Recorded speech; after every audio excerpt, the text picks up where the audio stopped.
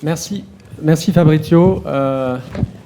Merci Madame l'ambassadrice de nous recevoir. Merci Monsieur le secrétaire d'État de nous avoir fait l'honneur d'inaugurer ce forum. Nous vivons un moment important, un moment grave. C'est pas simplement parce qu'aujourd'hui il est possible, pas sûr, mais il est possible que les records de température soient battus ici en France et de manière tout à fait étonnante un mois de juin. On a un message qui nous est envoyé, c'est un message d'urgence. Je crois que ce qu'on veut aujourd'hui, ce dont on veut débattre aujourd'hui, c'est certes les objectifs de neutralité carbone qui sont aujourd'hui à l'ordre du jour dans nos deux pays, la France, l'Italie et l'Europe en général. C'est surtout l'urgence de l'action, mais nous ne sommes pas que ici des acteurs, des citoyens, des politiques, nous sommes des acteurs économiques. Et la manière dont les acteurs économiques voient les choses, ils ont tendance à être optimistes. Ils voient ça sous forme d'opportunité. Et je crois que ce que nous avons voulu faire avec Fabrizio, c'est ouvrir le champ des opportunités. On vient d'en voir un exemple à l'instant avec la signature de ce protocole entre Italgas et GRDF. Les opportunités, en fait, elles sont immenses. Elles sont immenses et beaucoup plus importantes qu'on l'imagine. Et c'est ce qu'on va essayer d'explorer dans cette longue matinée. Et là encore, on vous remercie d'être aussi nombreux et attentifs. Donc nous avons trois tables rondes. Trois tables rondes qui vont séquencer ce chemin de l'urgence vers l'opportunité. Et donc une table ronde dont je suis très, très heureux d'animer, une première table ronde, nous allons parler des défis, des sujets, des menaces, de l'urgence.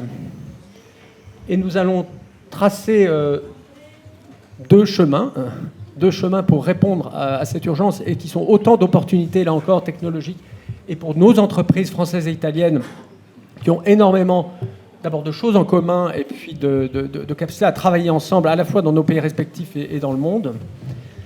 Et donc sans préjuger des deux autres tables rondes, vous avez vu que nous allons explorer deux axes.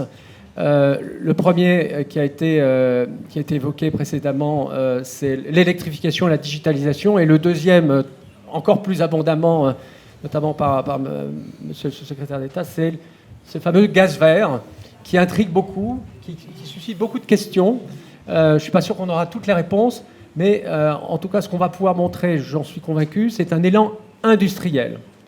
Et Madame l'ambassadrice, vous avez utilisé ce terme d'industrie, qui paraît un peu désuet à certains, qui peut-être en Italie a encore plus de signification. L'Italie est un pays qui a... Désolé Christian, un pourcentage encore plus élevé d'industrie que n'a la France. L'industrie est notre avenir. Et c'est aussi ce message-là qu'on va vouloir partager aujourd'hui.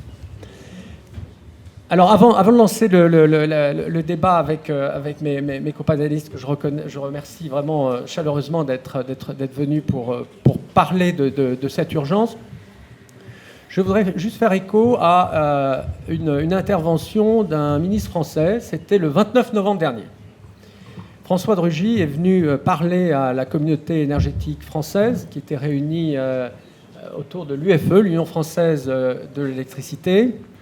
Et il est venu avec trois messages graves. Le premier, c'est nous avons besoin d'abord de sécurité énergétique. Alors ça peut paraître un peu... c'est quelque chose qu'on a un petit peu oublié. On parle beaucoup de différents sujets sur l'énergie, mais on oublie que la première qualité, le premier rôle essentiel de l'énergie, c'est sa disponibilité, sa sécurité avec plusieurs axes dont on va parler, mais il n'y a pas d'économie sans accès sécurisé à l'énergie. Et pas que l'électricité, bien sûr, toutes les formes d'énergie, notamment la chaleur, les transports. Le deuxième message qu'a donné le ministre de Rugy avec beaucoup de gravité, c'était un message de décarbonation. il revenait à l'époque de la COP24. Le constat a été fait que depuis Paris, nous sommes en situation catastrophique, il faut le reconnaître. Les émissions de gaz à effet de serre qu'on avait imaginées se stabiliser se sont en fait accélérées. Et on va voir quel est le défi qui est absolument immense, qui se pose par le fait que nous avons déjà perdu 3 ans. 4 ans même presque maintenant. Et le ministre le disait avec beaucoup de gravité. Et le dernier point, il sortait il avait failli être écharpé par une manifestation de Gilets jaunes qui se situe à l'entrée du lieu de la conférence. C'était le sujet de l'accessibilité, de la compétitivité de cette énergie. Donc c'est ce fameux trilemme énergétique qu'il est convenu d'appeler, et qui est finalement indissociable. On ne peut pas avoir une énergie décarbonée si elle n'est pas aussi compétitive et sûre. Et c'est ce que nous allons essayer d'explorer avec mes copanélistes. Alors, ce que je vous propose, c'est que nous allons avoir... je vais proposer à chacun d'abord de se présenter, de faire une très courte introduction. Et ce que je vais me permettre de faire ensuite, c'est de vous interpeller les uns et les autres pour vous poser la question de savoir où en sommes-nous sur chacun de ces 3 piliers du trilemme énergétique. Et ce qu'on va essayer de faire, c'est d'être sans concession.